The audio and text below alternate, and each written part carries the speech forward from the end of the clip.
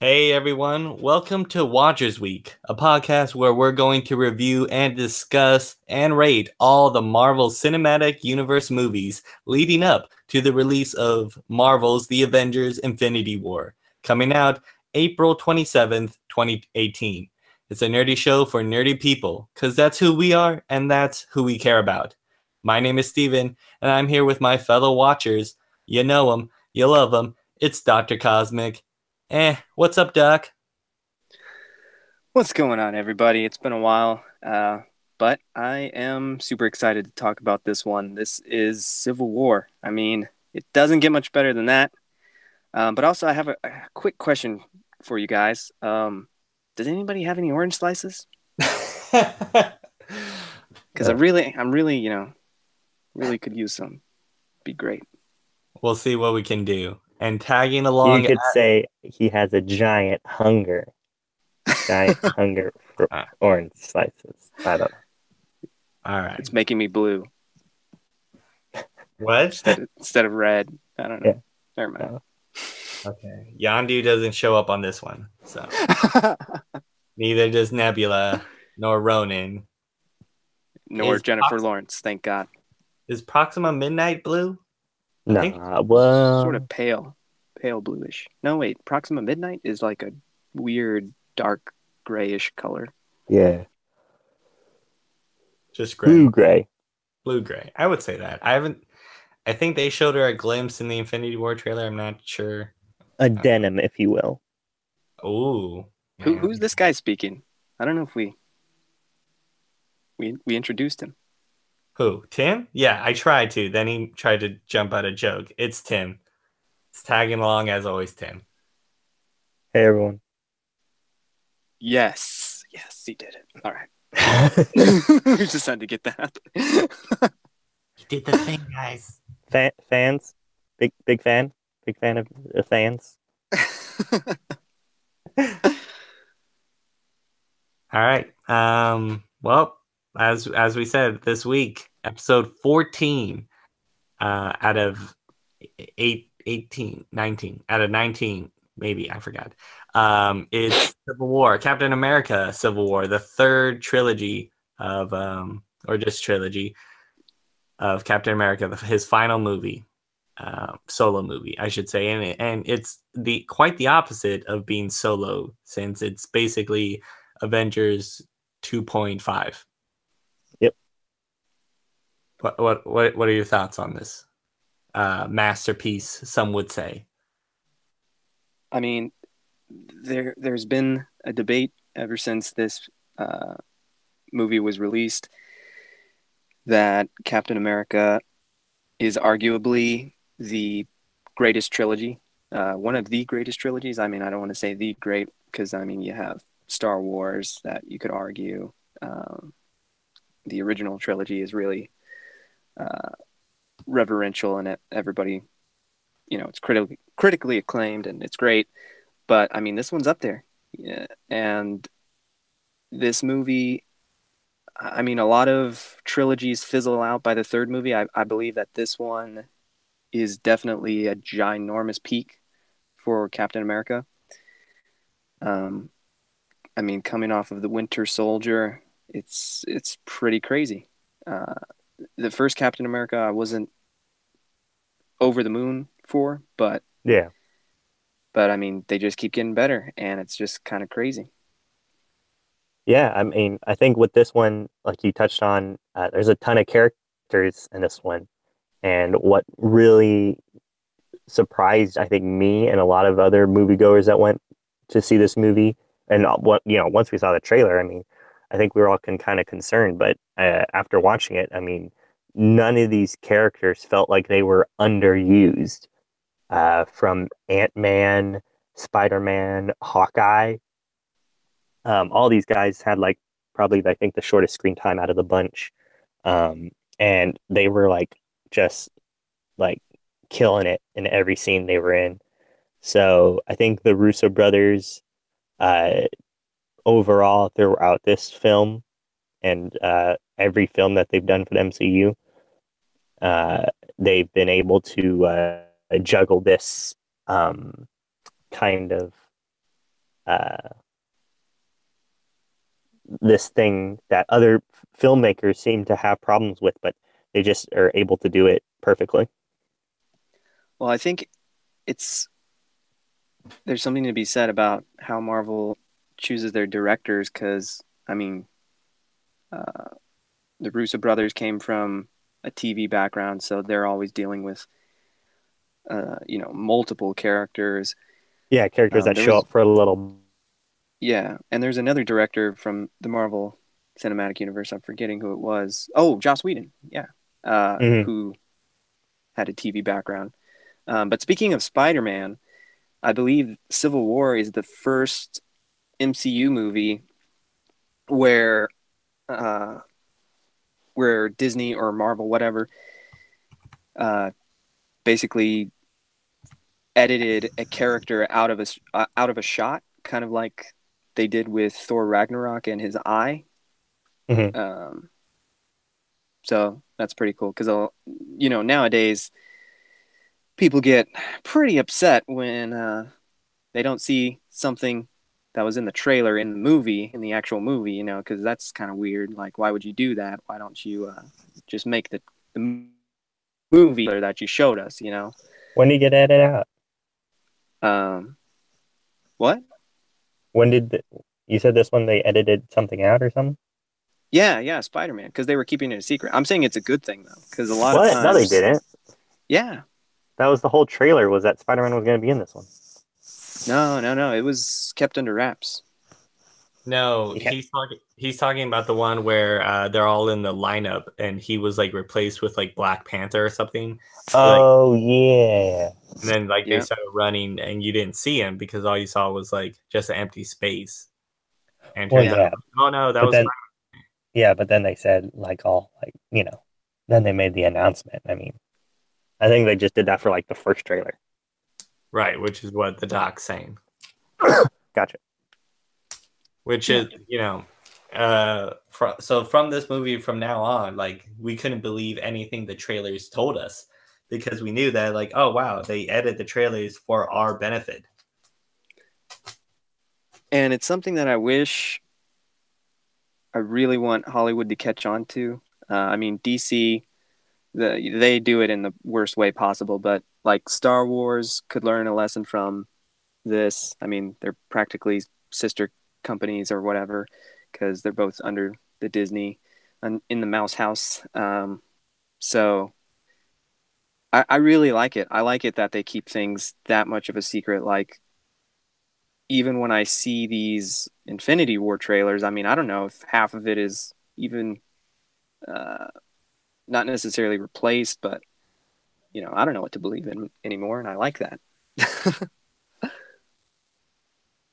Well, you know what you could do? You could be like me and just not watch any trailers and live with no life for like the rest of yeah. It's bad out here, guys. I would assume so. It's not a life I would want to live at all. Mm-mm. Um, I mean, it's probably almost as bad as Crossbones in this movie, his life. Think about it. Oh It's like, yeah, cross. hey, I'm Hydra. I'm gonna be a Hydra guy. I'm gonna rule the world eventually. I'm gonna climb the Hydra ladder. Oh, I was now I'm in gonna that building. Oh, geez, now I'm ugly, and uh, my gauntlets are made out of paper mache. honestly, I was gonna say, going back on my thing where I said none of the characters are underused. I was gonna say if anything, Crossbones is underused because he's like the coolest MCU version of a villain I think that the MCU has produced. Like if like Crossbones in the comics, I was like totally not interested in D-list bad guy, so dumb. And then when I see the MCU's Crossbones, I was like, holy jeez, like this whole thing is awesome. And I was super upset that they killed him because now we won't ever get him as like a cool reoccurring villain. or But is he dead? Or is he in part of the Mind Stone of Wanda? No, he's dead. He's dead. I was gonna say he got blowed up. He wasn't like in a little bubble too, Some energy concentrated bubble. bubble. Yeah, Um, I miss that guy. He brought something Super that cool. he brought, like, he really grounded the craziness of how crazy the team got. Well, with Vision and Wanda and Ant-Man and Black Panther, you're like, all right, this is getting a bit crazy. There's no longer guys in suits or just natural skill. These are super powered, mystic wielding space alien people. And Crossbones is like, well, I'm a guy in a suit. And we're like, thanks, Crossbones. You're a really good guy. Well, yeah, I really appreciated that they brought him over from the Winter Soldier, and I mean, like they couldn't have ever just touched on that again, but thankfully the Russo brothers were doing both so that they could do that, and it's like, yeah, just he's overall awesome. yeah. And speaking of the comic book version, because I actually am a fan of Crossbones, both in the comics and the movie. Because in the comic books, he's like, just the aesthetic of him is like a much cooler, uh, more like streamlined, I guess you could say, version of Bane. Yeah, And he's very intimidating. And so, I don't work like that no more. Oh, yeah, yeah. that was a great, just In like, this one, it was cool how they sort of retrofitted him to fit into the MCU by giving him the gauntlets and everything, and it was pretty cool. yeah. But yeah, he was terribly kind of underused. Plus, he gave the half the Avengers, I should say, the Avengers Caps team. He gave them a run for their money. He was using all these tanks and stuff that he got. He Well, used it. I was gonna say Cap's team, which I was on for when this movie came out. I don't care if this is not like the comic book Civil War, where Cap's team was right. It's like slightly different. Cap's team was always right. Anyway, but Cap's team did have the weaker team compared to Iron Man's. I mean, Iron Man had like Vision, Black Panther, Spider-Man, Yeah, and like Captain America had Hawkeye and Black Widow. No, well, I mean, yeah, but technically, he had Black Widow only till the end. Well, yeah. My thing was I was gonna say mention on that bringing up Black Widow and what Chaz mentioned up about Spider-Man. The big thing for me was when they were advertising a whole bunch that Agent 13 was gonna get her hands dirty, and she like did nothing. She like called him a car or something and like gave him some info on Bucky and then got beaten up by Bucky and that was it. And I And was then like, assaulted what? I totally thought we were gonna get like, I mean, what's all this like stuff on the advertisements and like the paper plates and the napkins and the cups and like it was nothing. She got her own figure, I think, too. Her Well, own, the comic book version, not the MCU version. I think it came with a No, telephone to call for a car. I mean, no offense, but I can understand that if she did have more scenes, I understand why they were probably cut. Because, uh, just personal opinion here, but she's not the best actress. my Um, my thing was it was kind of weird that Cap was getting with her. Like I was yeah, into your aunt, and now I'm into yeah, you. Like that was like the weirdest thing for me. Like, I mean, I get it, but he's kind of it's like a also weird, weird. yeah, old guy. It's weird that she's into it. I'm not too sure if it's Cap's fault. If I mean, if this is the scene with the helicopter. I mean, after you see him pull that off, I think everybody's into Captain America. Right. So I think it's her fault because she knew even way before that, and he just saw a nice neighbor, like, oh, hey, nurse neighbor, she's pretty cute, and then she's like, Yeah. I secretly know that you did my great aunt. They didn't do it. Well, No, and but they plus, in dig each other. another reason why I wouldn't blame Cap either is because during his time, I mean, people were probably still marrying their cousins and crap like that. Yeah, So, yeah. 60 years ago, they're still married. This is the true Civil War right here, whether or not he should get with Sharon or not. I don't think me personally, I think Cap, like he said so many times, his whole life is basically revolves around the mission. So it's like, too busy, all that kind of stuff. I dug that they kind of set up in the Winter Soldier. But, when they tried to like kind of push Black Widow on him, and then he was like, nope, got to do the Wait a mission kind of stuff. second. Sorry, I'm looking at this picture now, and no offense, Steven, not the one you have up. I'm just looking at random pictures on my computer. Oh, And is that why Black Widow now has blonde hair in the new movie? Because she's like trying to smudge out Agent 13. Oh my gosh. She's trying to make you forget her. She's incepting us, is what she's doing. She got rejected by the Hulk, and Thor wasn't around, so she's like, back to Captain America. He was the best one. I thought that was a what's that movie called with J-Law in it? Red Sparrow. Oh God. I thought that was that. Doesn't she do that? Oh no, I'm thinking of what's that one with Salt. Salt? Oh, okay. I thought you were The thinking of Russian Lucy. spy Salt. Yeah, that was a Yeah. good. Didn't she also do that in her movie Lucy? Yes. But she changed that like naturally through atoms or something like that. She was OP in that movie. Oh, naturally, right. You know how all the other girls do it when they change their atoms. Yeah. Gotcha. Naturally. But no, I got to give it up for Scarlett Johansson. Nope. Scarlett ScarJo. ScarJo. Her stunt double in this. Oh, there is not a picture of her. No. The stunt double for her was amazing. It was the whole beginning with Crossbones when she's like flipping around guys, and she's like, drop the vial, and then she like got hit by a grenade in the trunk, and she survived, and she jumped on a motorcycle.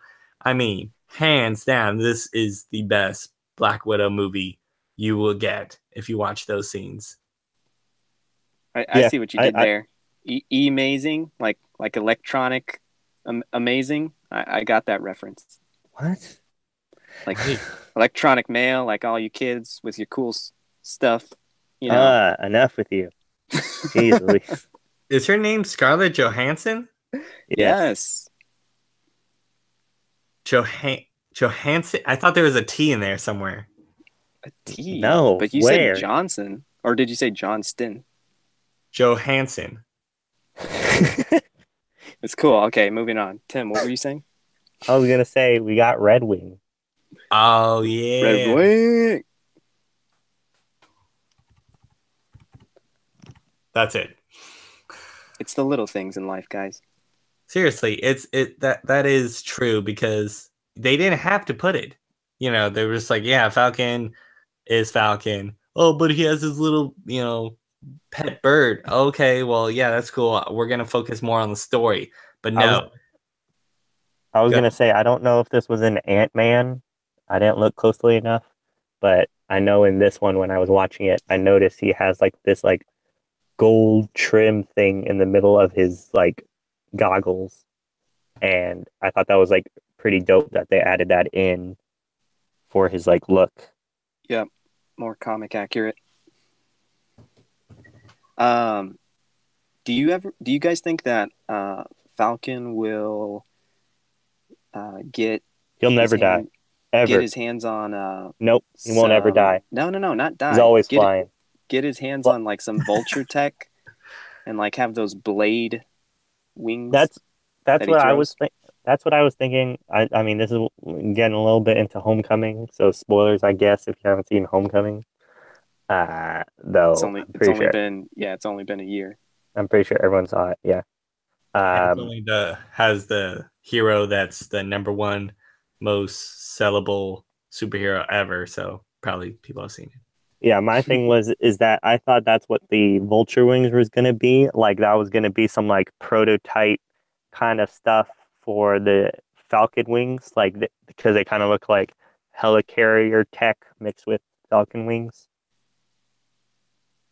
So, like, I was like, oh, okay. But, like, that's why he doesn't use those anymore, because now he's got, like, the cooler version. Well, yeah, and they retract. Well, I guess... Well, yeah. And make a shield. Vulture's retracted too, right? Vultures no didn't retract. They just sat like on a big thing because they like Oh, shoved right. it in. Vulture was in this. Oh, I forgot. I thought we were talking about comic book Vulture. I forgot that he was the bad guy in Homecoming. Yeah, I always thought of Michael him as Keaton. Michael Keaton as the bad guy in Homecoming. Birdman. That is both true. Yeah. Just like the actual actor Michael Keaton attacking poor Tom Holland. No, yeah. They have a real big beef. They captured it on film. The I chemistry. think it's did the scene, sorry. Now I'm getting No, my you're good. scenes mixed up. I was gonna say I just really appreciated that gold trimming. Shout out to Falcon's comic book costume. There's a lot of good comic book shout outs in this film. And yeah, Russo Brothers know how to do it right. Yeah, I think the only one that was kind of lacking was Bucky. But anyway, Bucky did in this this one we get the crazy awesome like this whole movie shines with Bucky when Captain America has to like go get him. Oh yeah, yeah, definitely. I just meant his Yeah. in terms of his costume. It was just kind of Oh, like a jacket. this That's it. one didn't this one he like bulk up a whole bunch? Because I felt like in Winter Soldier they did a pretty okay job at the costume, but then like in this one he like bulked up like a bunch. So they have him like just in this like dark sleeveless vest Yeah. jacket thing. He did seem a lot more bulkier, but he also seemed like he gained a little bit of weight in his face, which can happen when you're, packing Yeah. on mass and, you know, I hitting the don't like how you gym. said I don't like how you said mass right there, Chaz. What do you mass? I thought you guys were gonna make a Sunny in Philadelphia joke. Anyway, uh, so yeah, that's my only thing. But yeah, he was definitely a lot bulkier than Winter Soldier. But anyway, the scene that I want to talk about though, because I'm getting it mixed up for some reason. Did Vision have Wanda locked up before or after he shot down War Machine? Wait, what? Before. It was like right after she blew up the building. Wait, what? I didn't Did hear it. did Vision lock up Wanda before or after he shot down War Machine? Oh, before. Okay, that's what I thought. Because later on he's like sleeping in the living room or whatever, recharging in the living room, and then Yeah, Hawkeye comes in and I tries don't to know how break I her got that out. mixed up, but No, yeah, um, That was before the airport. yeah, way before. but yeah, I guess for me, like, That was like it wasn't so bad here. yeah, I'm sort of skipping to the end, but you know me, I'm a Vision guy, so I have to talk about it. I guess for me, the only thing that I kind of wanted from Vision was after he shot down War Machine, either a scene just like of him by himself or with him and Wanda,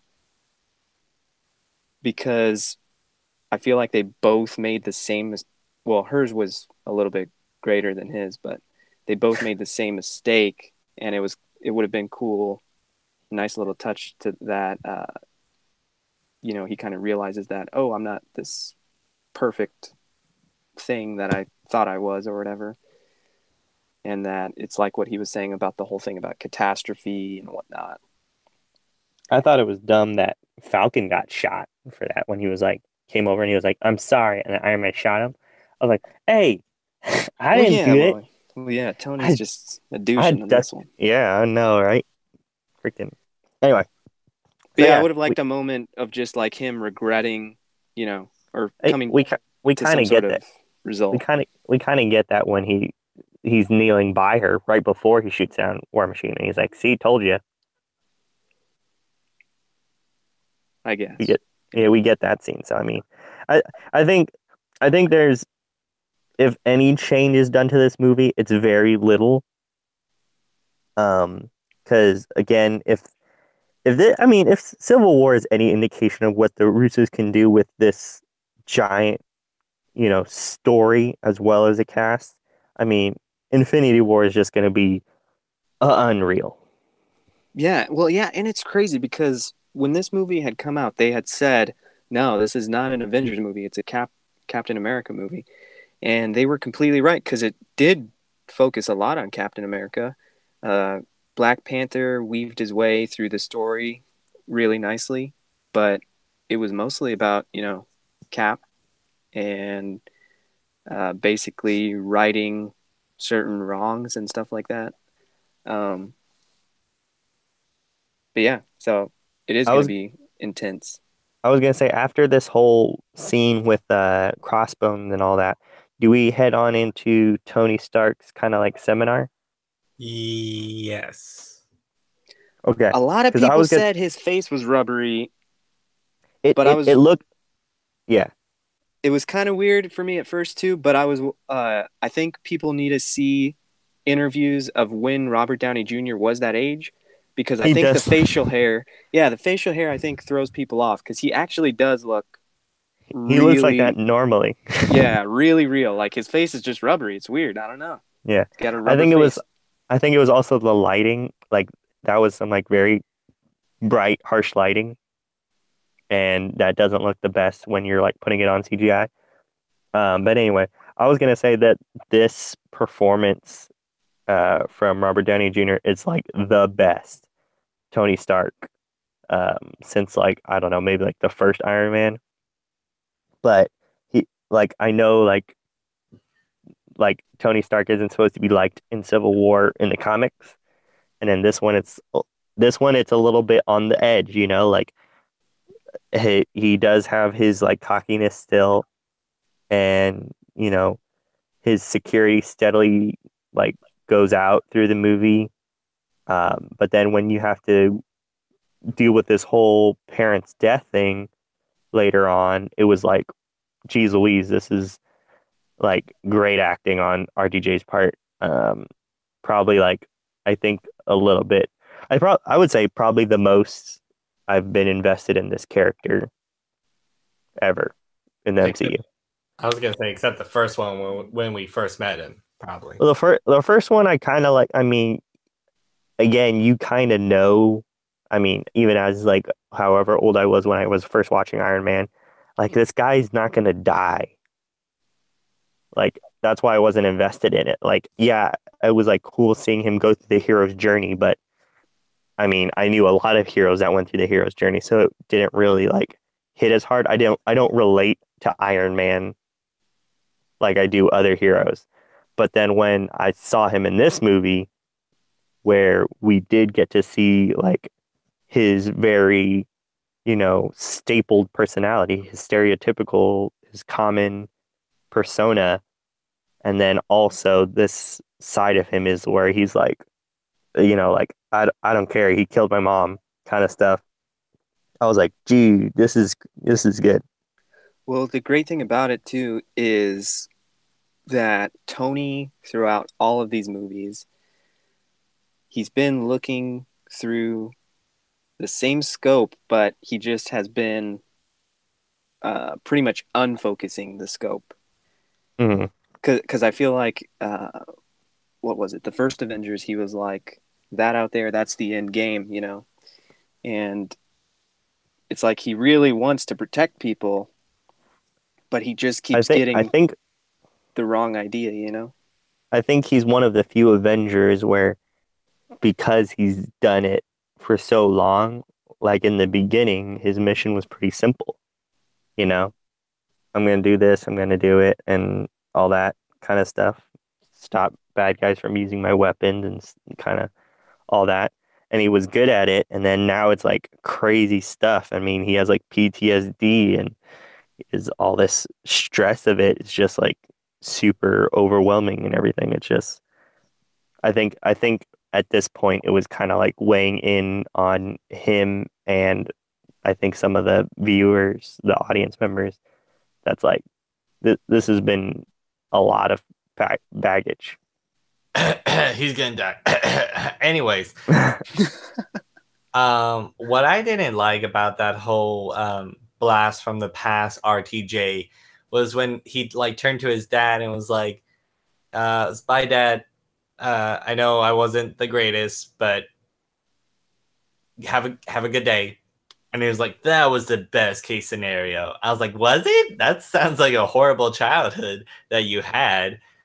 And the least you didn't say love you or you didn't say sorry or goodbye. You're just like, nice weather, huh? Be like, yeah, I wish I could have said that, except they died. I'm like, what did he say when his parents left? Probably either wasn't there or like argued with them. Right. But the reason this scene though works really well is not only does it add an extra layer for Iron Man, but it sets up his motivations with Peter, because I feel like he wants to give Peter a better life than he had, so he's trying to not really be a father figure. No, I don't think this has anything to do with Peter that much. I was gonna say, if anything, Peter. I mean, if we're gonna jump to that, do we want to jump to that yet, or do we want to just go down the ways and we'll get there when we get there? We can do whatever, you know. Yeah, this is a free open rank, kind of like this movie. This movie did not follow a course. If I could, I would throw up giant words of where we were going, like midway through the movie, really bright on the screen, because I hated that during Civil War. 1990 London. Okay, whoa. I'm in a dark theater. It was a little bit jarring.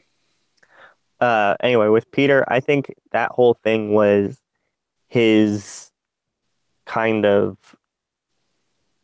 I wouldn't say resemblance. Is it semblance? I forget the word. For what's the context? He's like Captain America. Oh, yeah, I guess resemblance. Yeah. So like he has a lot of, I think, what's it called? Overlap with Captain America. When Captain America and Iron Man have that kind of conversation where he's like, I can't help it. Like, if I'm gonna go out there, I'm gonna do my job. I'm gonna lay myself down on the line or whatever, Right. That's kind of what we get a little bit when Peter gives his "not with great power comes great responsibility" speech.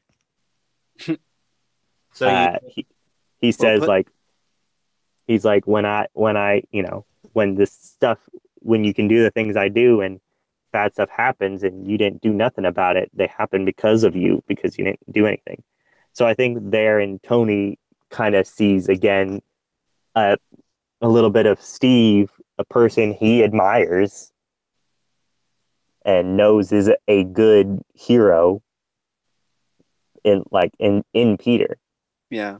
Well, what I meant though, and then when Captain America meets Peter and he's all like, gets a little bit of taste of his personality or whatever, and then he's all like, "Where are you from?" And he's like, "Oh, Queens." You know who else was in Queens? The cool German doctor that made me. What? I don't think that's true. Yeah, remember when he asked him, he goes, "Where are you from?" And he was like, "Queens." And he's like, "But before that, Germany." Yeah. Yeah, I remember that. That's a really good comparison. But yeah, what I meant by Peter somewhat reflecting, because to me, he kind of reflects them both. Like, he reflects the best parts of both. But the reason he kind of relates to Tony, and the reason I think Tony sympathizes with him is because they both have lost people. Well, we don't know that really because they never mention it. But it's kind of implied because they don't mention that he doesn't have parents. They don't mention that his uncle's dead. I'm pretty sure the uncle is implied. Yeah. No, not really. Nuh-uh. The uncle is implied because Tony asks, he's like, "Is she, single and ready to mingle, or does she have a dude or whatever?" They don't mention that, do they? I think Peter didn't answer that, but I think he did mention that. Well, yeah. But hey, can I bang your aunt? I could care less about Peter's parents, but I'm talking about Uncle Ben. So he lost. Well, I know Uncle that, Ben. but I thought that's where we were going with the whole losing kind of people kind of stuff. Like, he was like, "Man, look at you. no mom, no dad, no uncle. Yeah. You're all Well, yeah, I sad. am kind of, sort of. But even if it's just Uncle Ben, like I said, I don't care Yeah, about if he whether or not he lost his an parents. important person in his life. Yeah. And so I feel like Tony, once again, is trying to do the right thing. Well, in this case, no, he is doing the right thing.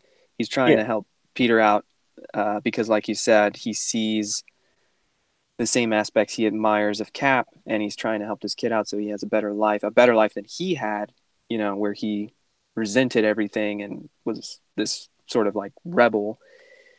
And I think because he knows that that is what set him on a bad path, like not a terrible path, but a path Not he the wished he hadn't gone down.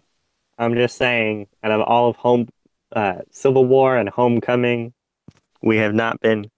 There's not been, I think, the word "uncle" ever been uttered, and that does not sit well with me. Yeah, I know, me neither. What, They gotta do it sometime, what if like they don't call him pretty soon. Uncle, but they just call him Ben? Like, yeah, Ben Yeah. always used to say, would you be okay with that? Or would you be like, no, Yeah, it's got to be Uncle Ben? no, I'd be fine with that. Oof. Hear that? I'd be I'd be fine with Ben too. In fact, now that I think about it, maybe they're saving it for Infinity War, because I feel like that movie's gonna be pretty darn emotional. I doubt that. I don't think, Uncle Ben's going to come out and like, Thanos, get in the car. We're going to have a little talk. No, no, no, I don't think that. But No. Puts his arm take around my him. take my hand, Thanos. You're a young man, and young but I men mean, tend to have grand gestures of Now moving. Thanos, I know I'm if not your certain dad. Please stop pretending to be. no, no, no. But if certain characters die, I mean, he might have some flashback moments. I don't think they'll show the flashbacks, but yeah. That that'd be a good one. Like he's getting like mind freaked. His bean is getting Oh, with the freaked. minds. Yeah, I didn't even think His about that. his bean's totally getting freaked, right? And then like somebody kicks him or something like that, and he like just wakes up and he's like Uncle Ben or something like that. Or he's just like Ben or something like that. Oh, I know how they can do it. Oh my gosh, I figured it out. So he gets his mind flippity do like a pancake, and His bean is freaked, right?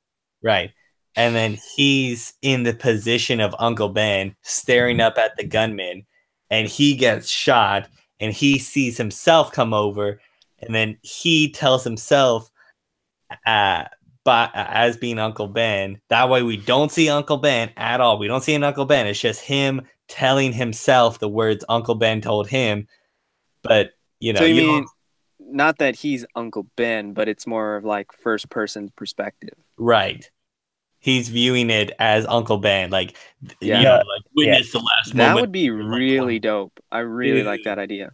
Yeah, right. That way he's Yeah. like motivating himself and yet, learning, and we don't get to see an Uncle Ben because I think people are gonna freak out if they see an Uncle Ben. Yeah, because I'm a big proponent of Toby coming as Uncle Ben, like everybody's been, Mm-hmm. speculating. Mm-hmm. Like that would be really cool, but if they just left it to your mind's eye, that's even better. Because then you can just, Right. you know, punch in Exactly. whoever you want.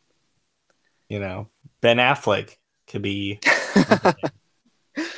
Or maybe, Aunt May was getting freaky with Michael Caine. We don't know. What? I don't know. What's wrong with you? I mean, that might have Hey, worked with the old Aunt May. if Cap and Agent 13 can do it, why can't Michael Caine? He's Michael Caine. Oh, Michael Caine. That Michael Caine? Batman Michael Caine? Oh, you're sick. I was trying to rack my brain who Michael Caine is, trying to think of the guy. I wasn't in the senior section of Hollywood yet. Why do we fall, Mr. Parker? Or it's Stanley. I wouldn't Stan, want Uncle Ben. I wouldn't want Stanley as Uncle Ben. I was gonna say Stanley, Uncle Peter's Ben. gonna be like, "Weren't you that guy that lived over by the dude with the car?" What if this whole time Stanley has been traveling through time somehow, and we've seen him in every moment. And then by the time he makes it back to the time he's supposed to be in, he's Uncle Ben and he gets shot, and you're like, what? Stanley, no! Yeah, my Uncle Ben wouldn't teach me anything if he was a player. But he's been to space, he's been with the Watchers. It's like, what? Okay, moving on. What Sorry. what role do you think Stanley's going to play in Infinity War? He's going to be one of the Infinity Stones. Well, if they're gonna if in part 2, which I know nothing about because no title has been released or whatever. Yeah, that's under but wraps. but if in part 2, like, I don't know how cosmic they're gonna get, but I'm hoping they get pretty cosmic with it because we're dealing with Infinity Stones and they got to go somewhere. Eternity, Living Tribunal. But yeah, those stones got to go to someone who can, lock them away or something. I think it would be really cool if he's the one above all, because that's who in the comics the one above all was speculated to be. Was Jack Kirby jokingly said it was Stan Lee, or maybe Stanley said it about himself. I forgot, but yeah, something like that. Isn't the Living Tribunal the three-headed guy? Yeah. I want one of the heads to be Stanley, just one of them. It can be the half masked or half veiled one, and you just see his mustache. Yeah, and he'd be like, Excelsior, and be like, what's that head talking about? They're like, ignore him. He's the crazy head. Thunderbolt Ross came in, right? He's back. Dude, my guy came back, gave a rousing little lecture, little slap on the wrist for the Avengers, saying, hey, you're screwing up. I don't like that. And then they're like, sorry, we're almost turning into Tony. And then Tony's like in the background, be like, what the? Well, yeah, I'm surprised they did. Oh, go ahead. Sorry. I was gonna say, I'm surprised like he didn't. Iron Man didn't get like, more up in Ross's like business because he's like supposed to be like super tight with Bruce Banner, and this is the dude that's been like hunting him and trying to kill him down. Well, I was fixing to say, Tony was, and he's all probably like, "Yeah, I'll work with you, Ross." Yeah, he was probably staying quiet that whole time because he didn't want anybody to bring up Ultron. Oh yeah. All right. I think we gotta talk. Don't get me started. I think we gotta talk about the elephant in the room of how basically the entire problem with the Avengers is Tony. It's Tony. Tony Stark. Yeah, he's the fault. Like, hey, I'm gonna create a suit of armor around the world. Okay, so like, yeah, I was gonna say, what did they show? They showed what happened in the first Avengers. You guys were gonna shoot a nuke at them. Yeah, General. Well, the only reason why we're gonna shoot a nuke down there was because there was a bunch of aliens. And why was there a bunch of aliens? Because you guys took alien stuff from space. Well, I don't know about that. It sounds like, Thanos was going to try to destroy the world anyway.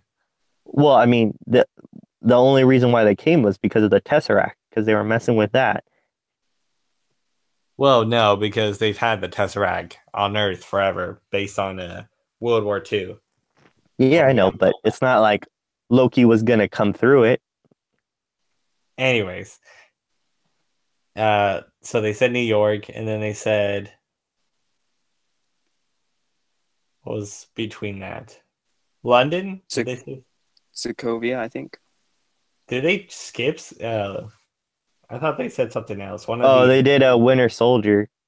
Oh, right. They said DC, and Falcon looked away. He was like, again, government's problem for hiring Hydra scientists and soldiers. I still am baffled that Tony got blamed for nothing. Like, they mentioned Sokovia, but nobody pointed the finger at Tony. Like, oh yeah, Tony. So why are we signing this again?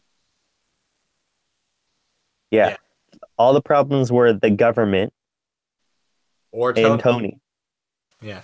And there was one team that was comprised of both government and Tony. And then there was a team that was no Tony and no government. Now, in actuality, they didn't have a good plan. They were like, okay, just stop. We're on a mission. Team Cap's on a mission. I'm like, I think you guys should really take a step back and look at the situation you're putting yourselves in by taking this mission. I think you should, clean up house first before you try to go save the world, because you're going to get arrested.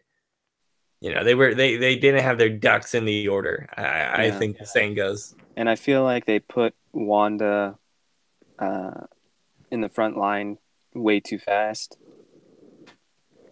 Right. That's my only real gripe. That I was like, what? Well, she just blew up innocent people. Which is a very Hitchcock thing to do. Why'd you fly straight up? You could have just what? You mean Hancock? Hancock. What'd I say? Hitchcock.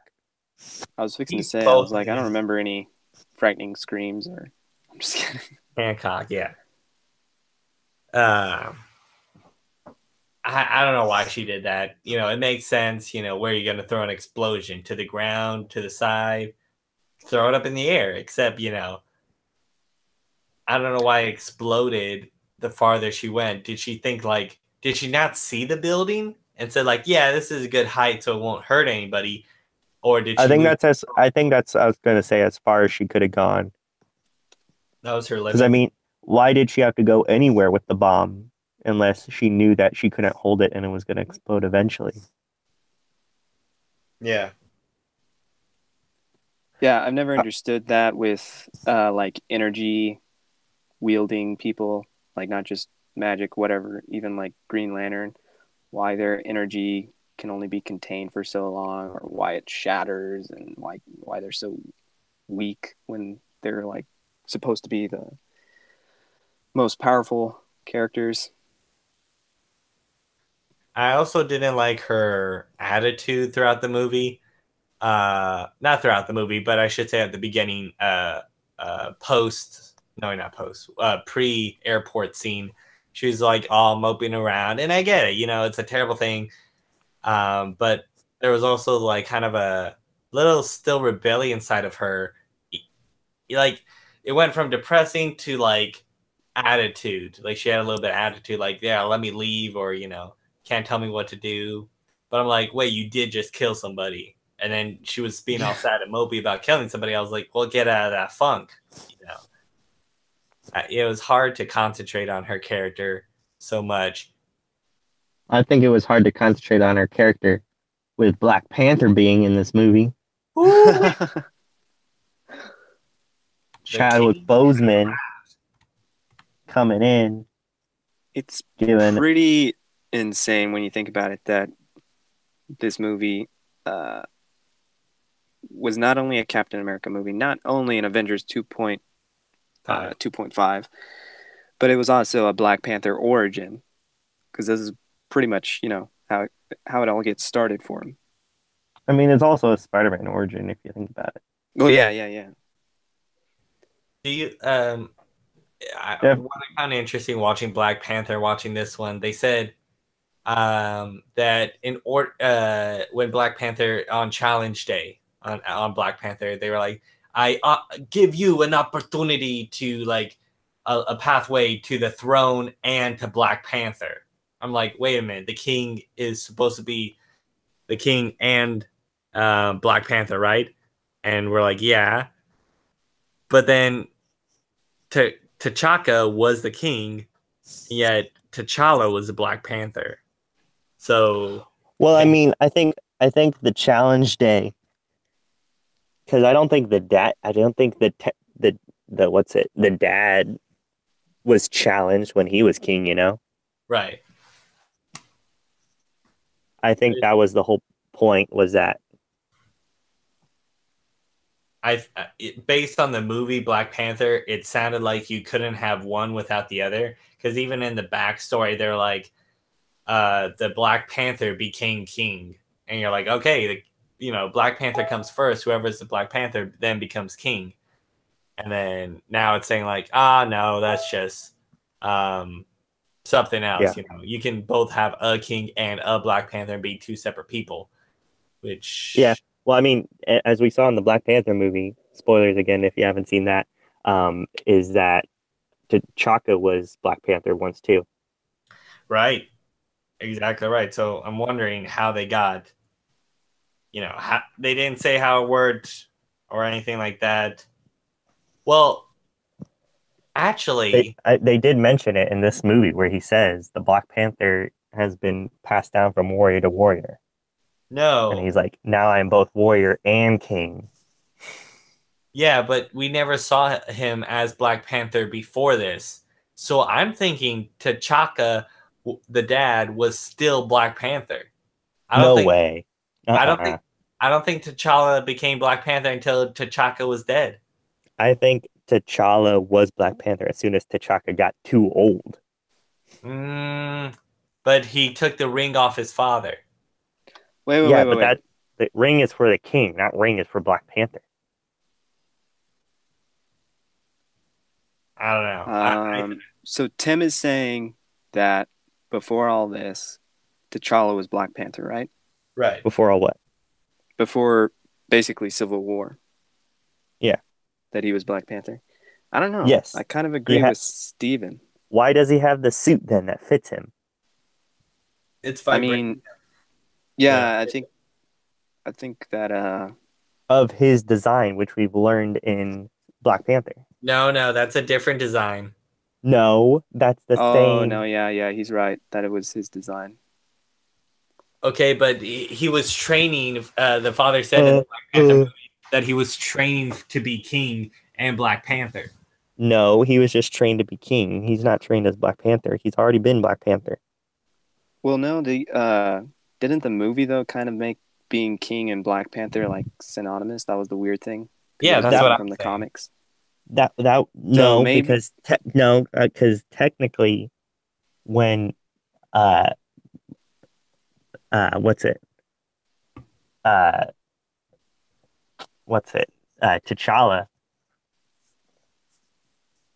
Well, all I'm saying is, real quick, is that maybe he had he had made this costume in preparation for becoming king because maybe his father. Because there's no way can they pass it down? Can they pass it down before they die? I was gonna say there's no way the dad did a challenge day to still be king like every year. No, it's not every year. It's once. It's the opening. It's just the one time. Yeah, it's just one time. Or unless someone challenge you. But can they? It's one requirement challenge, and then if anybody challenges you, can they pass down the mantle of king while they're still alive? That's the only thing I'm wondering. I don't think so. Retire. Or do they have to die? No, so many questions. Not even in this movie. Because I feel like that's the bigger question that needs to be answered in order to determine, whether he was the Black Panther or not beforehand. Right. Because if he can pass it down while he's still alive, I feel like maybe they were getting ready, or maybe T'Challa was getting ready for it to be passed down to him, so he was making a suit. I thought or T'Chaka had him make his I thought there was no way that T'Chaka was the Black Panther in this. I think T'Challa was the Black Panther, and he came along with T'Chaka as the king, as Black Panther bodyguard. Yeah, right. Well, I don't think T'Chaka was Black Panther, but I don't think T'Challa was either. I think there was no Black Panther during this time. How does he have the suit? Well, that's what I'm saying. Maybe his dad was preparing him. He totally was Black Panther. He gave the whole story to Captain America and was like, Black Panther was passed down from warrior to warrior. I'm Black Panther now, and now I'm king. So all y'all in my sights. Well, a lot of questions, and I think the main question that needs to be asked is, did Bucky get those plums? Did my boy get some plums in him? Well, yeah, obviously he did. He's so fat in this movie that he got some plums in him. He's hooked. He's hooked on those plums. Um, what was weird? Wasn't he struggling for language? Like he was like, or did he speak smoothly when buying those plums? I think he just spoke like Russian or wherever he was at. Okay, that's what I thought. Germany, Russia. Where was he? Cleveland, I think.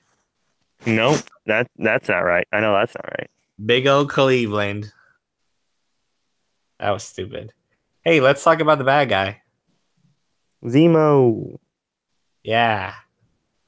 very It, underwhelming, but played his part, I think. well, um, yeah, I feel I like would have I would have liked that scene where he tortures that guy who has the mind control book, or like Bucky's diary or whatever we're calling that. I think I would have liked that scene more if he was wearing a ski mask in the same style as the comic book Baron Zemo. Look, they gave us so much in this movie already. With the airport scene, with the comic book references in there, with Hawkeye and Ant-Man and everything. That I didn't need per se a Zemo comic book reference because that's like saying like, oh, I wish they would have made in Winter Soldier that leg guy, Le French kick a lot. I wish his suit is kind of like his comic book, but you're like, no, he's a D-list character. yeah. His suit is comic book accurate. That's the great part about it. I don't know. I don't Well, think. well, wait, are you talking about Monocle Man? No, he's talking about the Leaper in Winter Oh, yeah, yeah, Soldier, yeah. Yeah, it actually was a little purple bit. and yellow. Well, I don't know. With these characters, I didn't need everything. I'm just saying. I'm just saying. They tried to do the whole thing where it was like, huh, the bad guy is all of a sudden the one in the room with Bucky who's gonna read him his diary out loud, and he's gonna be like, "Stop reading my diary," and he's gonna. So like they could have done that because Zemo's got like the thickest accent in this movie. So like, oh wait, I wonder who this mystery person in with the thick accent is It's gonna thicker be, than and then like who's T'Challa's this bad accent. guy, and then later on when they're like, they just do a behind the back shot of the dude in the room with Bucky, and then it's like, oh, it's thick accent guy, you know, he's the bad guy, and they don't know. Just saying, I actually, we could have gotten some more stuff, but I mean, yeah. just in name alone, this Zemo guy was not. I mean, he didn't even like use a sword or anything. Well, I didn't need him to fight, but I needed him to be a little bit more present because I feel like in the past we've talked about how the villain in this one, their intentions was, uh, they had similar intentions to Lex Luthor in Batman v Superman. So they were really similar, like their motives and everything. But in Batman v Superman, even though Jesse I Eisenberg think is not Lex Luthor right. by any stretch, he Mm-mm. was a little bit more present throughout the movie, and so it I think felt yeah. yeah, it felt like when Batman and Superman started fighting or whatever, that you got the idea that this was because of this person. And I think in this one, you don't really feel like he was the one that broke up the Avengers. You kind of just feel like the Avengers broke up the Avengers. Well, Tony broke up Yeah, the I was Avengers. Yeah, or Tony. more like Tony doesn't want to be friends with anybody or something. My whole thing is that with Dawn of Justice, I mean, or should I wait? Is it Yeah. Dawn of Justice? No. Yeah, yeah, Dawn of Yeah. Justice. BBS, Dawn of Justice. Yeah. I think with that movie, Lex Luthor feels a little bit malicious. Like, I do get where he's coming from. Like, I don't like Batman. I don't like Superman and all that kind of stuff. And it's like, okay, I get that part. Same thing with Zemo. You guys killed my family. Okay, I get it. Yeah, I can see why you're doing this stuff. But then Lex Luthor was like, I steal your mom. And then Zemo was kind of just like, um, watch this video. Um, Bye. which Yeah. was pretty Like, messed up though. Yeah. well, yeah, but he didn't like do it. He just that's what I'm saying. He wasn't like malicious in any way. He wasn't like I'm the bad guy. He was Yeah. just like, hey, uh, hey, this So you guys should be mad at each other. And do like you- I get it. It makes sense, and that's what they were going for, and that's the whole point of this movie. But for some reason, I just felt like I need a bad guy. yeah. Do you guys think that it would have been better had he been somehow tied to the Sokovia Accord? I mean, not really, like, what do you because mean by that? Because I feel like like the he's the Sokovia one Accords behind is it. what, yeah, is what that's what broke them up. And Tony was the one that was kind of behind that. It was both Tony and Thunderbolt. I think they just I Well, think they just like oh god. yeah, here's the thing is that they have like different ideologies that they kind of got what with Captain America talking with Scarlet Witch and Robert Downey Jr. talking with that boy's mom who he met by the elevator is that Captain America sees the good that the Avengers and himself do during the missions, but yet Tony Stark takes the full weight of his actions onto himself and like focuses on what he could have done or should have done, kind of getting back into the Iron Man 3 mentality that he was trying to break himself out of. Well, Or hold on now. That's not saying Captain America's just running around with all willy nilly, right, no, but he said like all hickledy pickledy, no accountability kind of stuff. no, I'm saying like he sees he sees the silver lining. He sees the good in it still, rather than just the bad like Tony does. And I mean, in actuality, it was Tony's fault. There's a lot more negative that Tony can focus on than there is good that Cap can look for. But the fact remains that that was the problem throughout. I don't think it was the Accords, and I don't think it was I or think the was Accords is a good like sparking thing. right. Well, Like yeah, it that's what was, I was fixing to say is that the Accords brought everything to light. but Um, at the same time, I don't think I would appreciate Zemo being kind of behind it. Yeah, I Zemo think. was definitely had no idea this could happen. This Well, took a no, while. I'm not. I'm. Uh, Chaz is talking about rewriting it. He's not saying, "Oh, did yeah, this happen?" He's just saying, "What would you do if they had done that?" yeah, because he is from Sokovia, right? Right. Yeah, Okay, yeah, that's what I my thought. my yeah, my whole thing is that I don't think I would have liked him kind of being part of the Sokovia Accords because it makes sense in the way that, like it makes more sense as a naturally occurring thing rather than a planted kind of thing. Right. Hey, No, what yeah, about, I'm not making saying that the I would superheroes work be. for us? Yeah, I'm not saying that I would like it more than what they gave us because it would kind of be a little too compartmentalized. Yeah. But I just think that if you want to bring Zemo more to the front, that's the only other way I could think of how you would go about that. Like, Or give him the ski mask. yeah, or the ski mask. Give him a ski mask.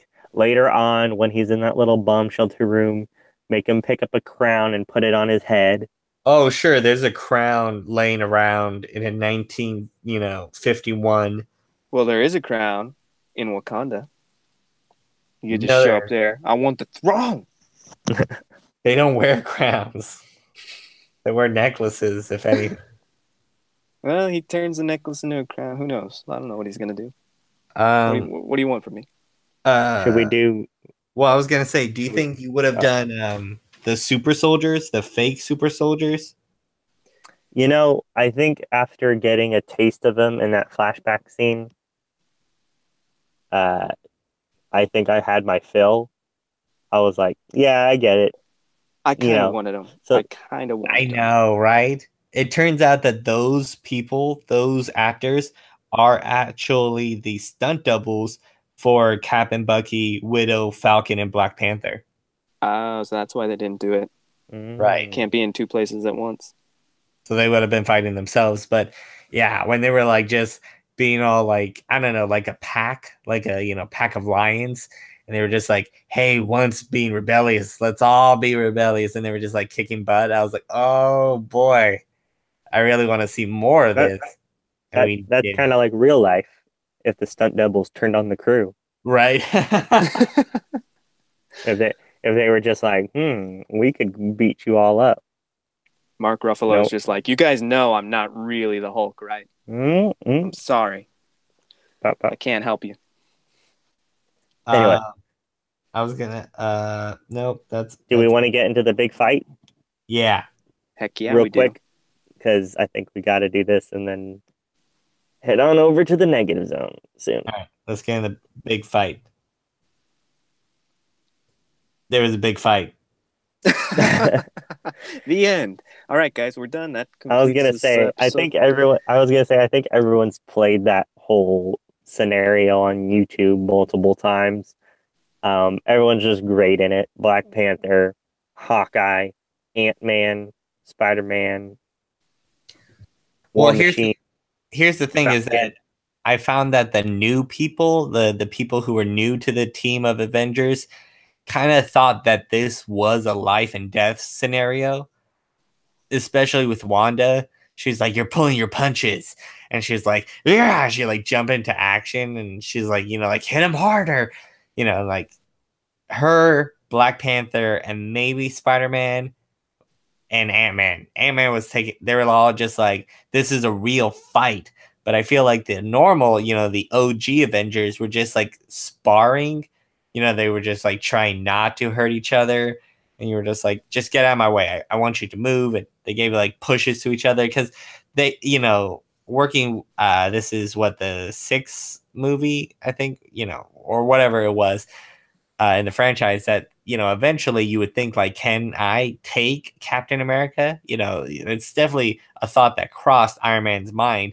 So I think they were just like practicing hitting each other, just like feeling each other out to see like, yeah, I'm gonna hit you, and then Captain America was like, I'm gonna block. I didn't feel all that kind of high stakes, I would say. But Black Panther was definitely trying to kill Bucky, and Ant-Man was probably definitely trying to kill somebody throwing, gasoline trucks at people.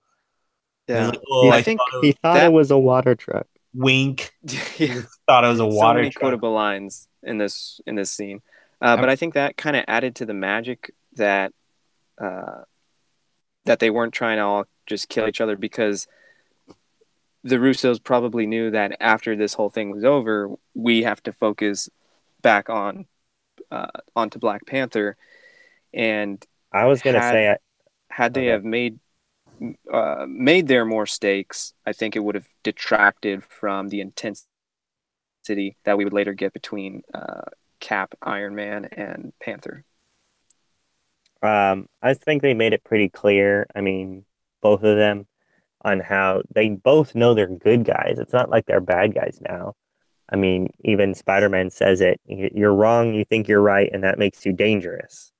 Like that's all that that's all that they're trying to do is that they don't know what the other one's gonna do in order to complete their goal, but they don't want to like kill each other. Yeah, And I think this again kind of is reminiscent and reflects well on the comic book. Because I mean, even then, they're not trying to kill each other. I mean, the worst thing that happens to most of them during Civil War is I think like they get imprisoned in like the negative zone. right, which they'll get out in a jiffy from that. Um, I kind of have to agree with that because Hawkeye kind of tried to bring out Black Panther. He's like, Black Panther, you want to play? We can tussle and wrestle together. And Black Panther was like, I don't care. No, get out of my way. Which really brings the humor aspect, which I was not expecting with all these different heroes, for the humor to come alive. And yeah, they did use Ant-Man and Spider-Man, which we probably knew, but some other people got some pretty choice lines in there, which is makes me even more excited about Infinity War. What you with have a metal arm. Yeah, exactly. Mhm. So many great lines. I thought the Russos did a real good job again as premieres and first time getting to see both Black Panther and Spider-Man in these films. Did a great job of showcasing their power sets and skill levels and all that kind of stuff. I mean, They did it very well. What an honor they had to do that. Well, what do you think about Hawkeye in this film? Because I felt like he was the most, like, even behind Black Widow, behind Crossbones, he was just like, hey, I'm back. Oh, what'd you do? Oh, I brought Scarlet Witch so we would have a fighting chance. Oh, cool. Thanks. I'm kind of glad he was kept in the background just because I feel like the Russos were they responded to what fans were responding to or saying about Age of Ultron. Like, some people liked the whole henhouse Hawkeye farm, but I think most people were kind of like, wasn't that great, kind of unnecessary. I mean, we did get the Ant-Man on the arrow scene. Yes. I think that's the only that reason was they great. brought him in. But yeah, like I feel like they kind of wasted time in Age of Ultron on that farm, and so the Russos, I think, did the right thing in sort of making him a side character, which he's great as when he's playing off of other people like Ant-Man and where he's not really the main focus. Well, I just thought that he like probably owes Quicksilver for saving his life, so he's probably like treating Wanda like his older daughter, his oldest daughter, probably. Yeah, I could see that. I mean, like that works, right? They're around the age for that to be his I daughter. really didn't like his line at the very end, though. I think it was like the mid-credit scene or whatever, where he's like, the futurists, everybody. I was like, this is... No, What? that's in the movie. It was delivered really badly. Oh, right, the one when they're on the raft, which we got to see the raft. He does. I mean, yeah, the raft. I was gonna say he says that on the raft, but he does the futurist. The futurist. He said he sees all, whether you like it or not. Which, fun fact, Robert Downey Jr. actually has an album called The Futurist. Robert Downey Jr. makes music. Yeah. I just found out about that like 2 weeks ago. No joke.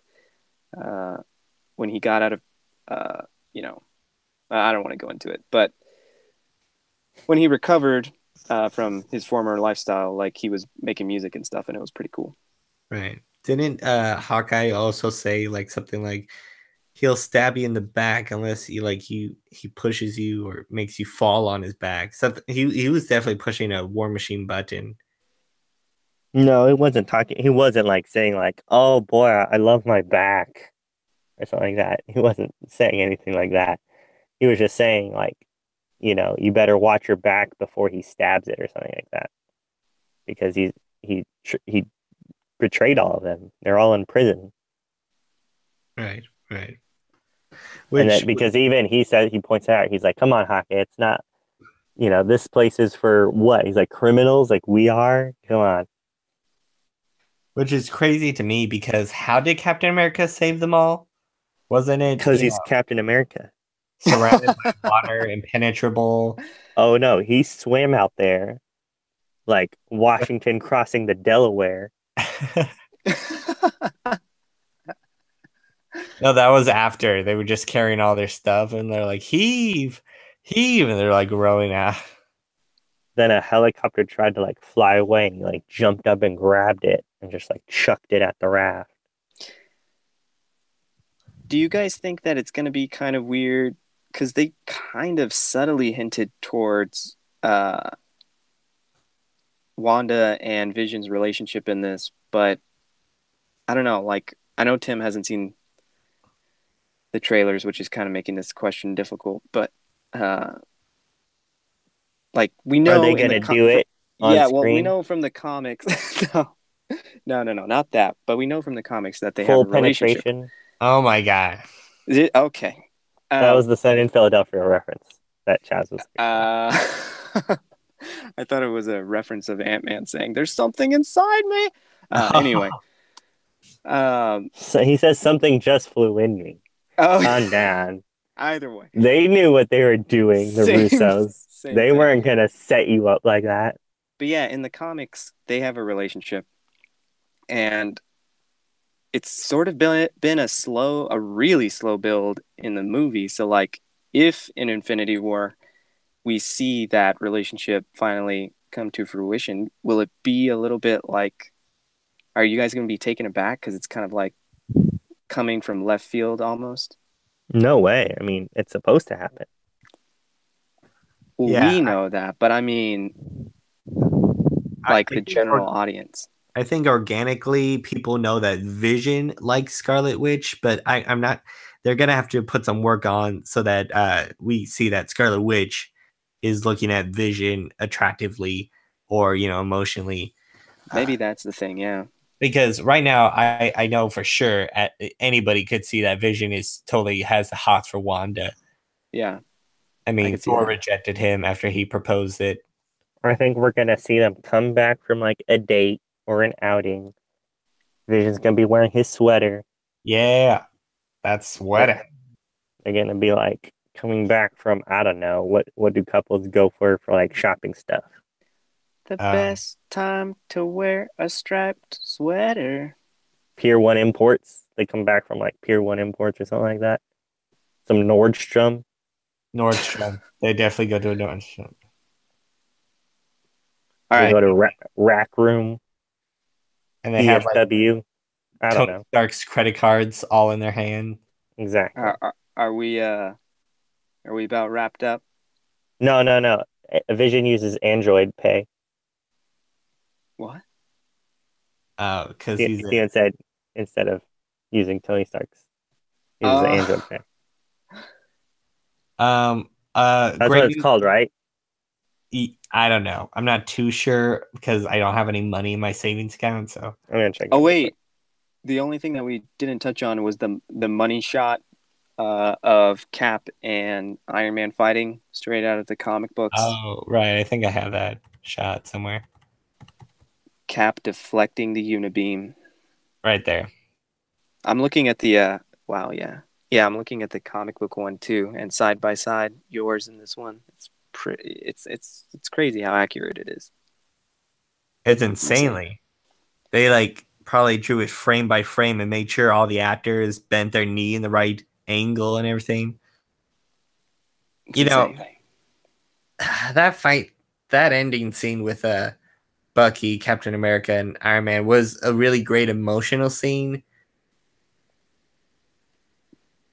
This fight was for real. They were like, I'm gonna stop you and may kill you. I'm not too sure. Well, I don't think that they were the I'm gonna stop you because technically Captain America is just like just stop wanting to hurt my friend, and then Iron Man's just like just stop trying to stop me from hurting your friend. And I Right. think then they were both kind of just in their ways of each other, so they were just frustrated because there's all there. I even though they pull that kind of scene where everyone's like, "Is Captain America gonna like decapitate Tony with his shield?" I was like, I don't know. Like, He's gonna no, like brain him. Yeah. they're just done with each other. They're just like freaking like they're just frustrated and mad and angry and all that kind of stuff. But they're not like you need to die. They're just like they're Which just all also, Yeah. pent up. yeah, But also there. the look on Tony's face though. He totally thinks Captain America is gonna do it Right. because he knows he's been pushing him this whole time. And like Captain America said way back when, let's just say you haven't seen my dark side. He thought Oh, this right. was about to be it. Also, they weren't. Both of them weren't in the best state of mind because Iron Man lost Pepper, Sokovia happened, and now Captain America lost his ex super old girlfriend. She died, and that was the last. Calm down. Tony did. Oh, Tony had Sokovia. We all had freaking like Sokovia. There was people. I mean, Zemo had Sokovia. Captain No, but America was Captain yeah, America was on the big flying rock, and Iron Man could fly. It's not like he was gonna die. Right. I just, he was the cause of Sokovia, I should say. And Pepper was lost, and Captain America lost the last shred of his identity before he was turned into Capsicle when Peggy died. Both of them, weren't in the best shape, and yet they still fought on, and it probably caused them to have to go a little bit too hard when they should have just calmed down and probably talked it out. No, I wouldn't want them to talk it out. No, definitely no. Fight, definitely fight. Would you guys have wanted this? I mean, obviously it wouldn't. Were you one of the few people? I think I didn't ask this then, but because clearly it doesn't work. But were you one of the few people that didn't like what they did with, like, should it have been more like the comic book about like the Superhero Registration Act? No, because Black Panther said it all. He took off his mask in front of everybody. He was like, "Yep, I'm T'Challa. What of it?" And we're like, well, okay. I was gonna say it's not that, but I mean, everyone knows who everyone else is already. So I know they couldn't have done that, but I'm just saying. Yeah, nobody except for Ant-Man, Spider-Man, and that's pretty much it, has a secret identity. Like, I feel like Falcon, he's a registered Air Force dude, so technically, even if the government knows, that to me counts as, them knowing his identity. Mm-hmm. So, yeah, pretty much everybody else shows their face. No, yeah, I know some people were complaining that like it's not like the comics, and the comics are so good. But I was like, I think they did a really good job of translating it into their version. Yeah, I think that in retrospect, this story, I don't know. I guess it was somewhat better than the comic book. The comic books had a lot of tie-ins that were, a little here and there, and there was a lot of mischaracterization Because this, just to forward the plot. yeah. Well, I feel But like this story too, it was more focusing on not, oh, you're wearing a mask. It was focusing on, what superheroes do, which is protecting the world. Like, what is best for protecting the world, and the only way we can protect the world is, if we keep ourselves in check, and blah blah blah blah blah, and what's the best way to do that? Yeah. All right, should we head on to the negative zone now? I'm all strapped in. I'm ready to sink down there, and it's gonna get real negative. All right. Oh wait. Oh, okay. So Remix. We didn't do our final thoughts. Oh, right, we do that before, don't we? Yeah. Yeah. Hold on. I'm just gonna. No. Oh, damn. There it goes. I did. We were all ready, but no. Okay. Final. So yeah, we're in the negative. Well, we'll just be in the negative zone, but we'll give our final thoughts. I can do that. So who wants to go first? Again. All right, go ahead. All right, here I go. All right. I think again, what's really impressive about this film is that they do, in the short amount of time that they have, that they focus on each character very well. I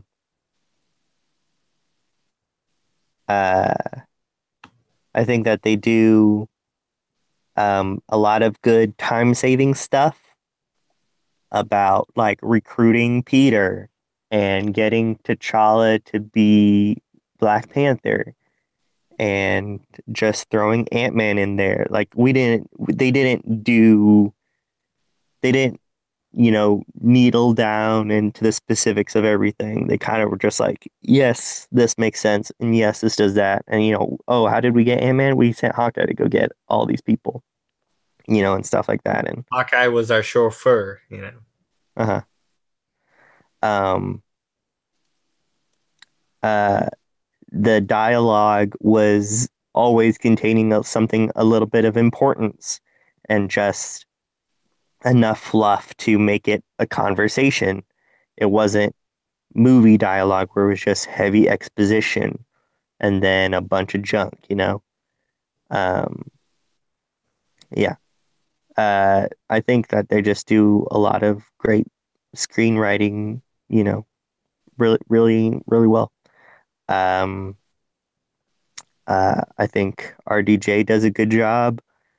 Um, I think that this background story that they give us a little bit about his whole parents thing, which, I mean, technically, if you paid attention in The Winter Soldier, you knew was coming because it does say that, it hints at it a lot, very heavily handed.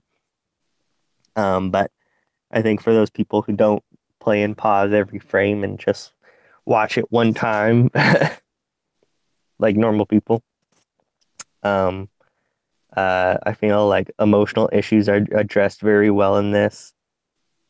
Um, yeah, I think Zemo, especially when you find out later that this whole time he's been listening to the recording of his wife from before they died. Obviously not after they died. Um, but anyway, uh, I think that they handle well Zemo, and also I guess like Steven said, mentioned the mom of the dude. A lot of people do um, grief and anguish. Um, I mean, even Scarlet Witch feels some remorse, and as well as Vision, like Chaz mentioned about their mistakes and everything.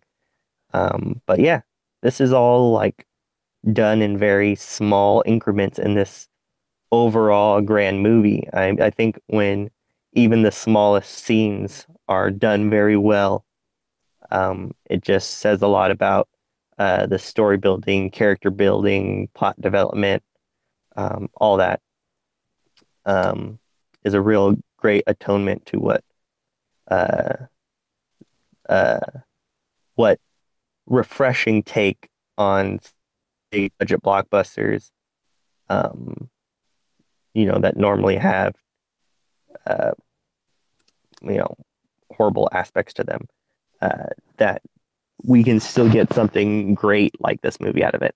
I guess all this gushing is making it obvious that I'm giving it a 6 out of 6. Woo! Civil War. Come on, guys. What do you want? What more do you want from this movie? A ski mask? Come on, guys. What about you, Steven?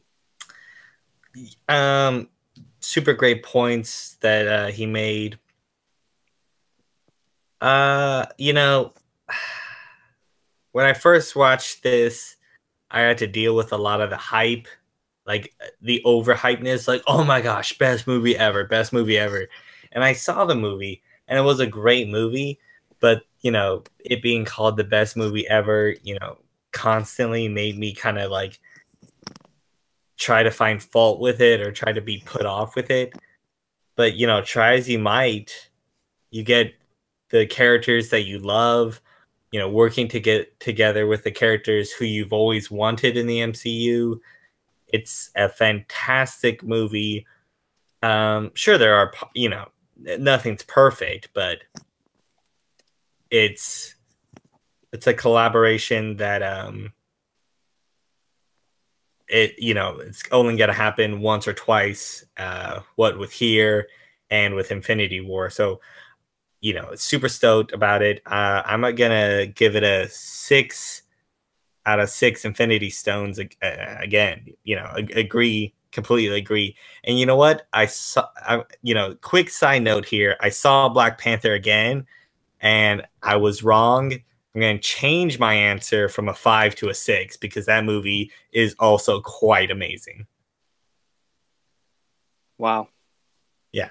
I mean, I highly recommend watching Black Panther again if you can, because you just get so I don't. tidbits Can that we change answers? Well, I if his 5 Infinity Stones included the time gem, he can go back in time and he can change that. But he can only do it once. That's the universal rule. So yeah, I'm reading the Watcher's code of ethics, and yeah, that's in the rule book. and I told you before that after I I don't know. watched I'm just it kidding. again, I would change it again. So now that I watched it again, I had the right to change it. Yeah, we did. We did that one. We had come out of Straight out of fresh. Yeah. straight out of Wakanda. I'm just saying, jumping on the bandwagon a little late. Nope. All right. I hope y'all are ready for this. I hope y'all are ready for this. Captain America: Civil War. It was great. Arguably one of the. You know what? No, I'm gonna say it. I'm gonna say it. It is probably the greatest, the greatest comic book movie. I gotta say it. Yeah, I gotta say it. I mean,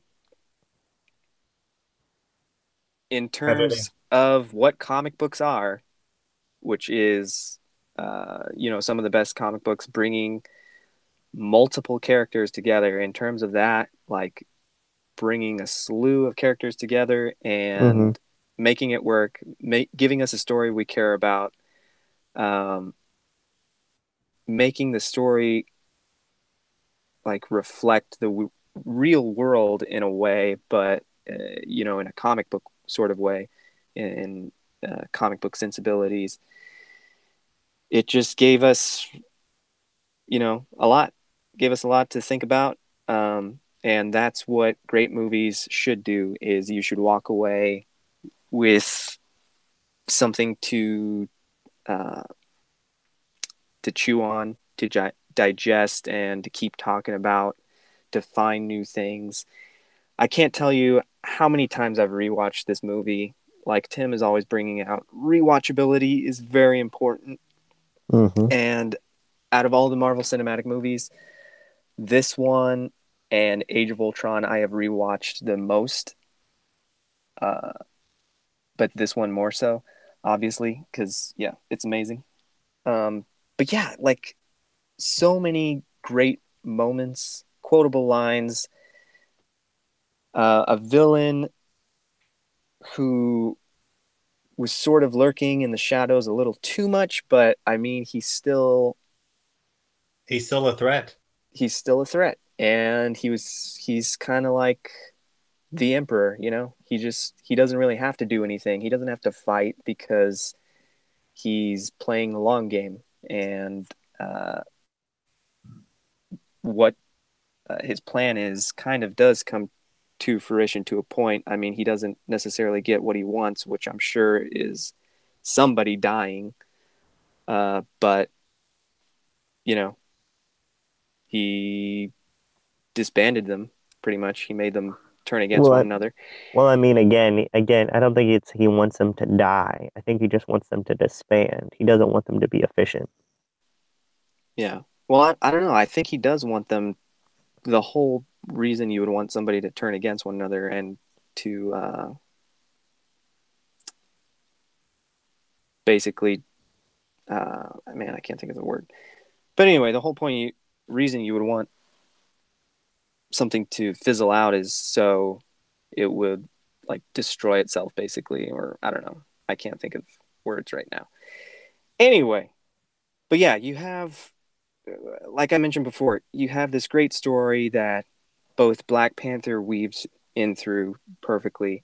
Spider-Man was able to make his way in there, which is insane because most of those scenes were reshoots, and it just goes to show again that the Russo brothers, they know their stuff. They know how to do this stuff.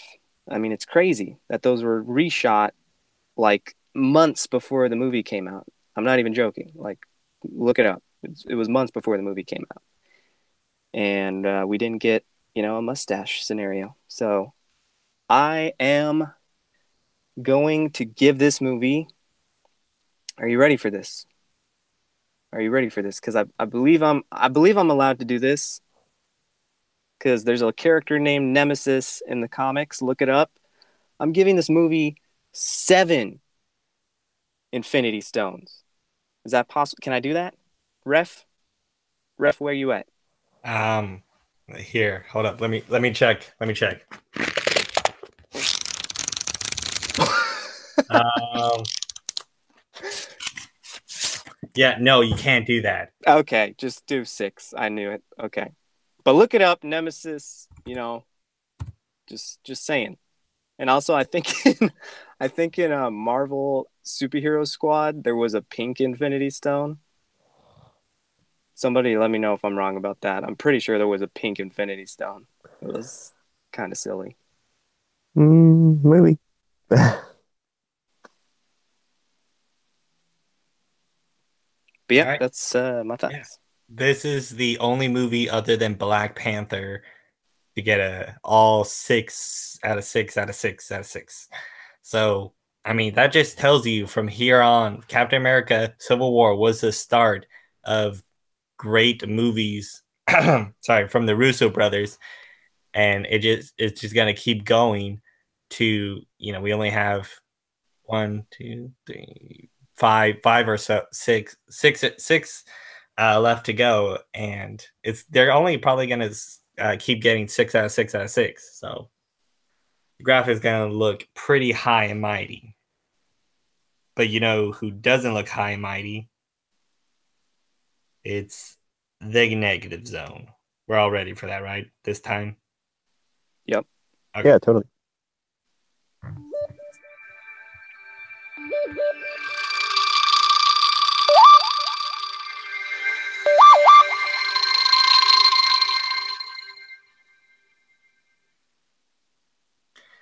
So a lot of these negative zones had the same problems we had that already went into it.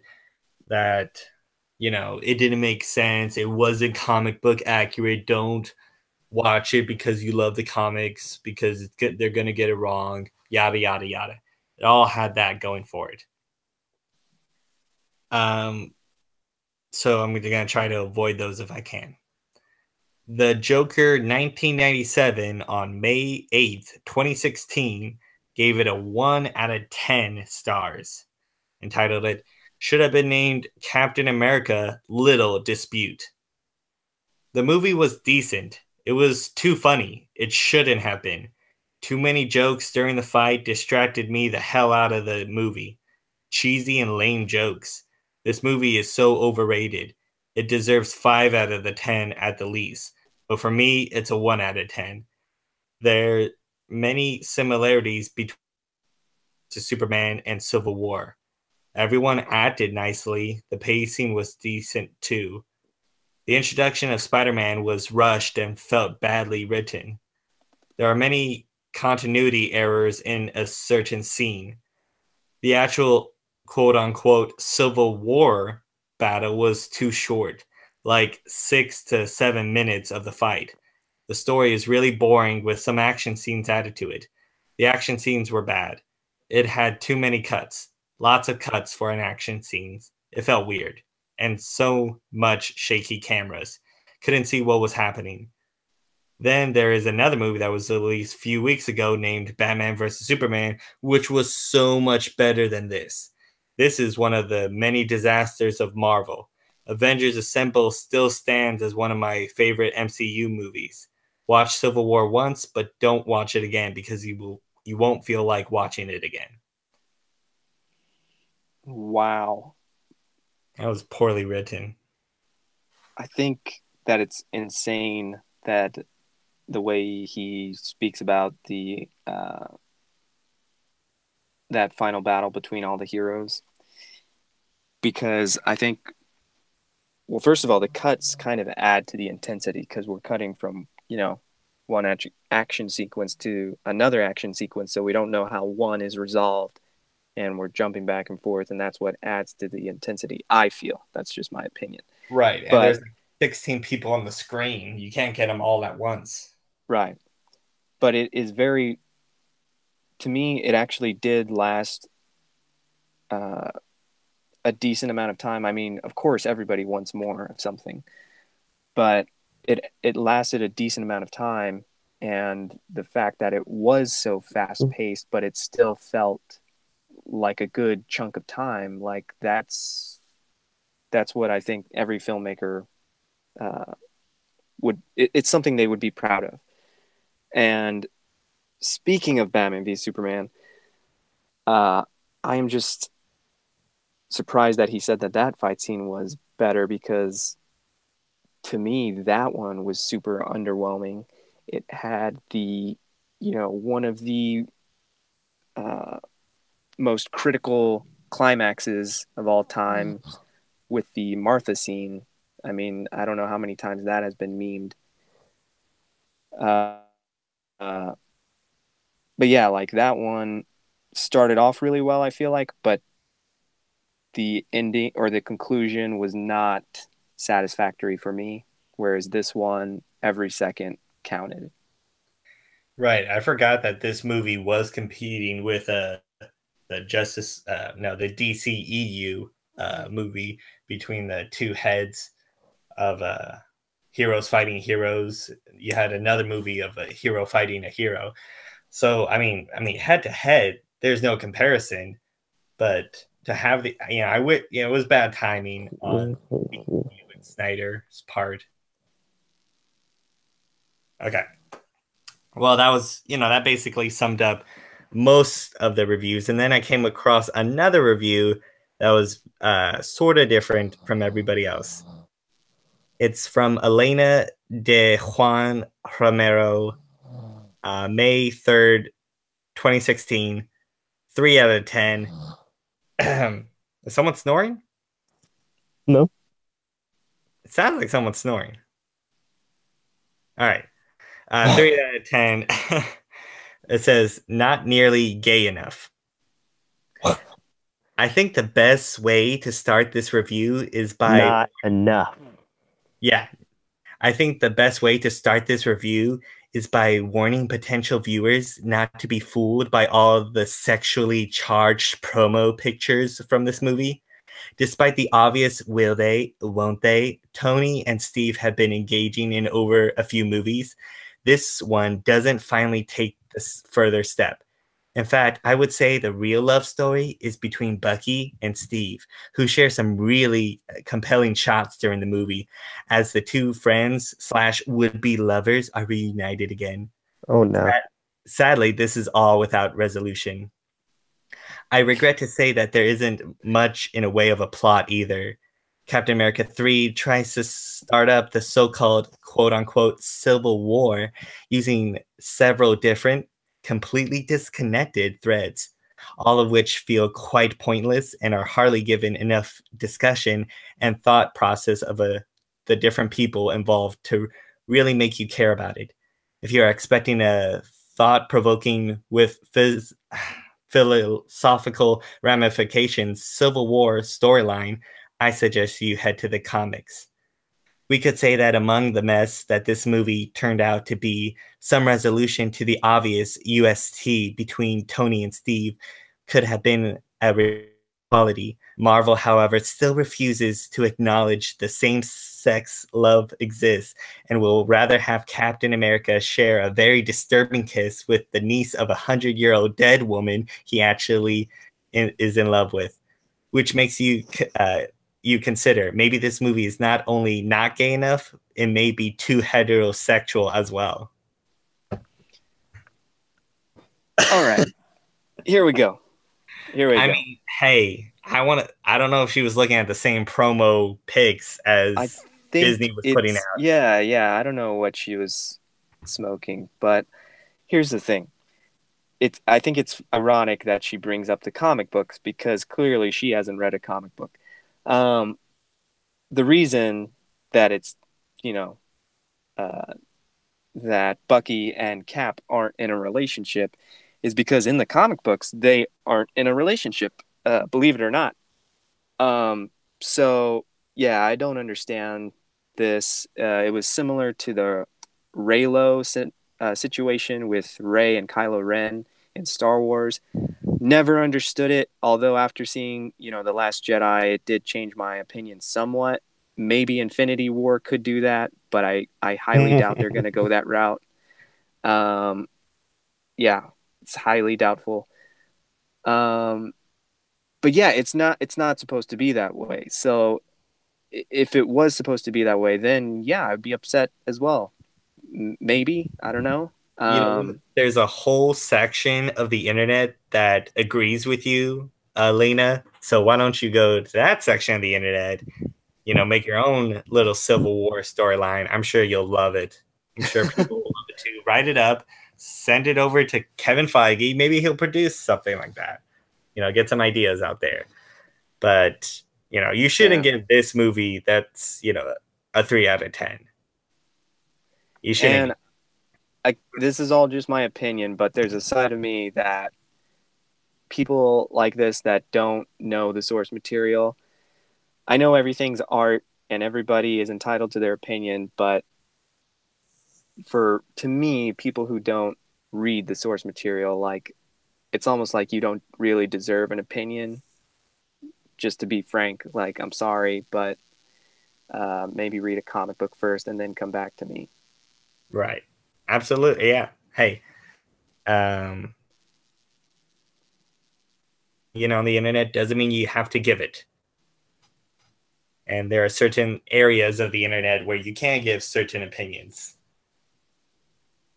But yeah, I just thought that was interesting because, most people said the same thing in the negative reviews. This one person stood out to me, and I felt like her story needed to be said. And, who knows? Maybe we're wrong. Maybe in Infinity War, love truly prevails. Maybe Steve finally gets a girlfriend. Because I don't think he does have a girlfriend with Agent 13, right? I mean, it's implied, but they don't. They're not exclusive. Tell everyone. They just kissed. That's it. They weren't like, oh yeah. I was gonna say he did as much with her as he did with their aunt.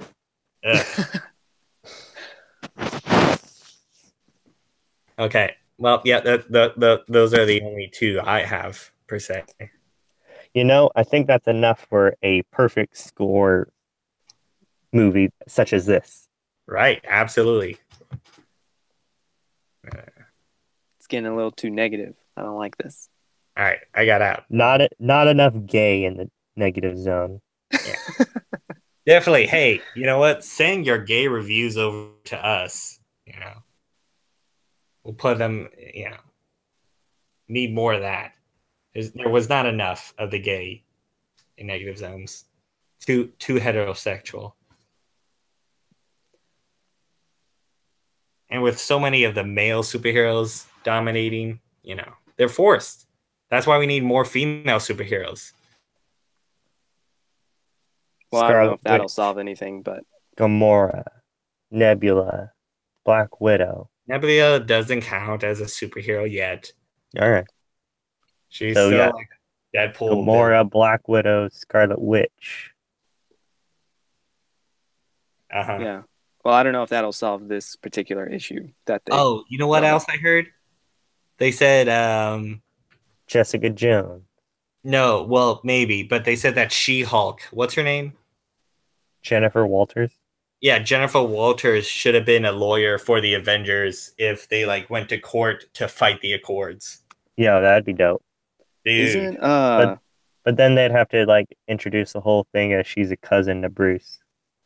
Yeah. Is she a lesbian in the comics? No, I don't think so. She has a new comic because she gets with Juggernaut. Oh no, wait! I don't know why, but I'm totally getting confused with Batwoman. Oh yeah, basically like a counterpart to a main character or a superhero. What's her name? Not Barbara. I don't know. It's Anyway, something Kane, I think. She's a Kane. I'm pretty no, sure. that's Batgirl. Oh, wait, yep, yeah, that's back. I'm losing it. I'm losing it. I think it's like Kate. You're right. Kate, she is related to a mobster. I just can't remember the mobster. I think it's like one of those famous one. It's What's not it's like? it's not Falcone, it's somebody else. I thought that was the Huntress that was related to a mobster. Well, almost all of them are because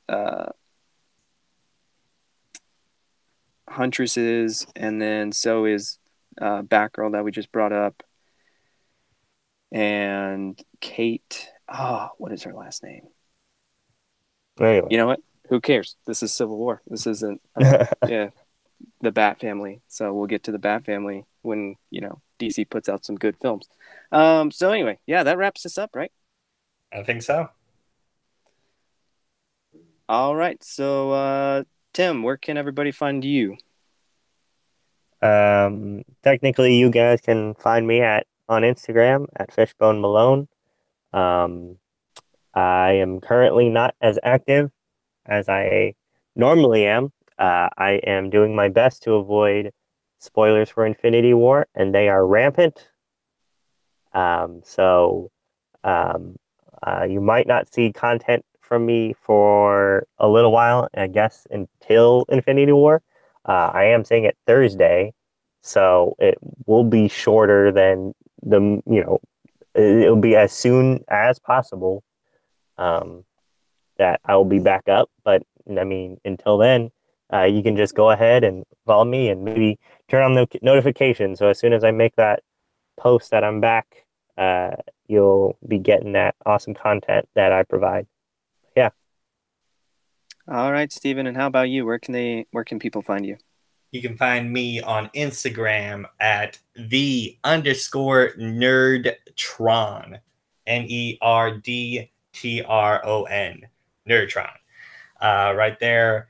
Yeah, same boat. I'm not too big on the spoilers. I don't care if I see it or not, but I don't want to see the whole plot of the movie before I go see it in a couple weeks. So I'm trying to stay off social media as is until we get a little bit after until we see it. So I'm waiting to, yeah, hopefully then we'll get blown up. Super sad about Toys R Us going out of business. Trying to visit those as much as I can to reclaim some of my childhood. So Yeah, that is really disappointing.